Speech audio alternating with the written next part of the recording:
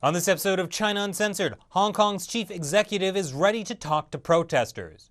He didn't say anything about listening to them.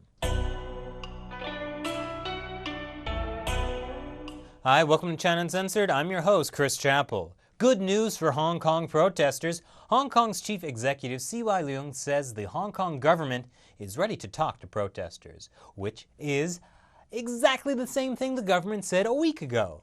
That was before abruptly canceling talks with the protesters because officials believed that no compromise could be reached. But this time, they're ready to talk. Really, as long as it's not about demanding true universal suffrage for the 2017 Hong Kong elections, because Beijing already said that the candidates have to be pre-approved by Beijing, and that is non-negotiable. See, Hong Kong? That's the kind of decisive action you get from your leadership when they're all appointed by Beijing. Why would you ever want to change that system? Leung tried his best to convince protesters that, hey, if it doesn't work out in 2017, let's try again in 2022.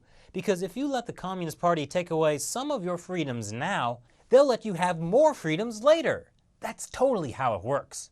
The one thing that Leung did float that might have an effect on the 2017 elections is changing the nominating committee that's in charge of pre-approving candidates, which might possibly make it easier for non-Beijing candidates to make it on the ballot. But that may not be enough for protesters. Here's a suggestion. Let's put MasterCard in charge of the Hong Kong nominating committee. Then they could all be pre-approved. Well, this is the kind of back and forth that pretty much sums up the deadlock that's happening in now the third week of protests in Hong Kong.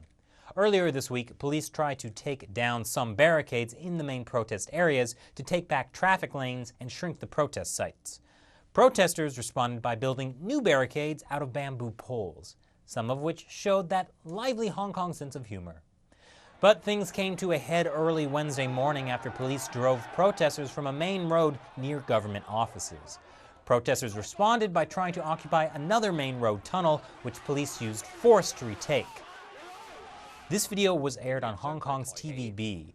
It appears to show police taking a protester behind a building and repeatedly beating and kicking him while he's down.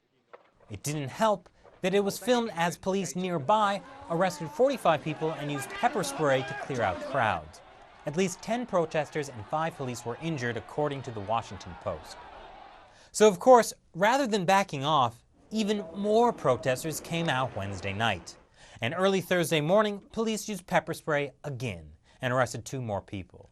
By Thursday, public anger had grown over Hong Kong police beating the protester, a social worker and pro-democracy activist. And people were doubly angry that instead of being suspended, the officers involved were at first just reassigned. That changed after the public outcry. So let's just say things aren't getting quieter in Hong Kong, despite what you may see on mainland Chinese TV. The actions of Hong Kong police have once again inspired protests to continue and made the public more sympathetic to protesters. So the situation in Hong Kong continues to be in a deadlock. But don't worry. CY Leung may be determined not to give in to any of the protesters' demands about universal suffrage, but he said he is determined to restore order. And I can only assume that means by ensuring the kind of social harmony enjoyed by Hong Kong's brethren in the mainland.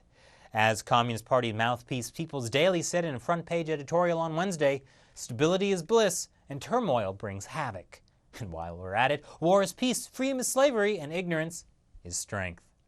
So what do you think will happen next? Leave your comments below and remember to subscribe, share, and like this video. Once again, I'm Chris Chappell. See you next time.